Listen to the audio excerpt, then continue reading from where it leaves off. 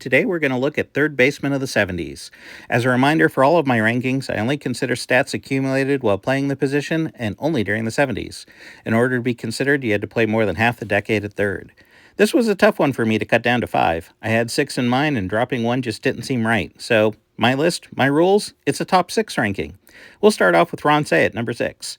In just over 1,000 games, he accumulated 1,007 hits and a respectable .265 batting average. He also had an impressive .444 slugging percentage and was fourth amongst his peers in both home runs and RBIs. He also led all third basemen with 6 All-Star appearances. Hall of Famer Brooks Robinson comes in at number 5.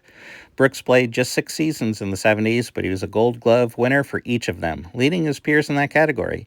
He played in more than 1,000 games and made 5 All-Star appearances while batting a solid .255 with 917 hits. But for the human vacuum cleaner, it was all about defense. And heck, who can forget his World Series MVP performance in 1970? Hall of Famer George Brett makes his appearance at number 4. Though he only played 885 games in 6 seasons in the 70s, it foreshadowed his coming dominance in the 80s. He accumulated just shy of 1,100 hits on his way to leading all third basemen with a .310 batting average. He displayed power as well with an impressive .475 slugging percentage on his way to 4 All-Star appearances. Coming in at number 3 is my favorite of them all, Sal Bando. He was second amongst all third basemen in hits, runs, and RBIs. His 195 home runs were good enough for third and helped propel him to 3 All-Star appearances and 3 consecutive World Series rings. Reggie Jackson was quoted as saying, "Sal Bando was the godfather, capo to capo, boss of bosses on the Oakland A's. We all had our roles, we all contributed, but Sal was the leader, and everyone knew it." Coming in at number 2 is Hall of Famer Mike Schmidt.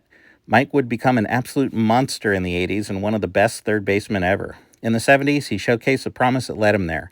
He played over 1,000 games and had .255 batting average while accumulating 947 hits, 235 home runs, and an impressive .511 slugging percentage.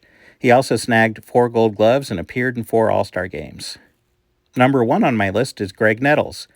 In addition to his impressive .430 slugging percentage, Greg led all third basemen in the 70s in total hits, home runs, runs batted in, runs scored, and games played. He was a 2-time World Series winner and a 4-time All-Star while also snagging 2 Gold Glove awards. Had it not been for Brooks, he would have won more. I started this ranking fully expecting Schmidt to be number 1, but you just can't deny Greg what he accomplished in the 70s. There were a lot of honorable mentions with Bill Madlock, Darrell Evans, Doug Rader, and Buddy Bell leading the way. Any of these guys would have been reasonable choices to crack the top 6. If you enjoyed this ranking, please consider a like and subscribe. Both are free.